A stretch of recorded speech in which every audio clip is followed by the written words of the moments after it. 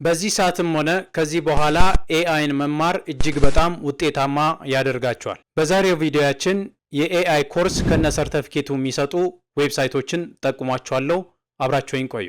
የመጀመሪያው ጉግል ኤአይ ኤሴንሻል ነው። ይህን ለማግኘት grow.google ላይ ትገባላችሁ። grow.google ላይ ከገባችሁ በኋላ እዚሽ ጋር ስትመጡ ኤክስፕሎር ትሬኒንግ ኤንድ ቱልስ ይላል። ስለዚህ የጉግል ሰርቲፊኬት እጅግ በጣም ተቀባይነት ያለው ስለሆነ እዚህ ላይ ገብታችሁ በጣም ብዙ ኮርሶችን መማር ትችላላችሁ። እዚህ ጋር እኔ ስለ ኤአይ ነገርኳችሁ እንጂ ከኤአይም ውጪ በጣም ብዙ ኮርሶች አሉ።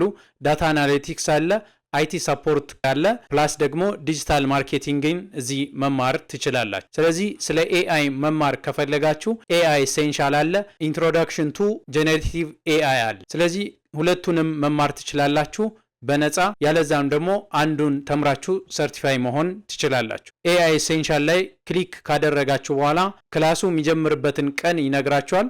ለምሳሌ ይሄ ክላስ አሁን ዛሬ ቪዲዮ ከቀረጽኩበት ሜይ 5 ላይ ነው የሚጀምረው። አሁን ዛሬ ያለውት ሜይ 5 ላይ ነው።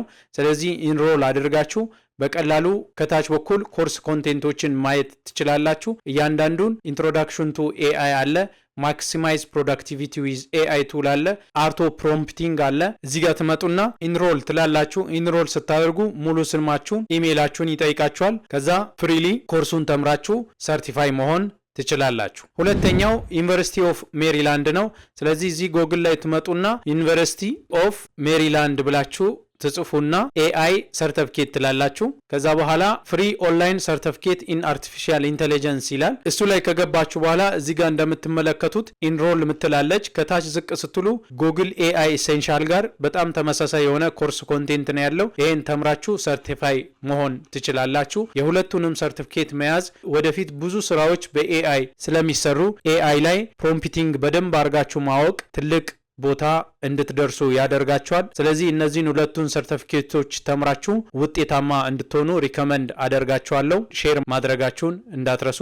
በሰላም ይቆዩ።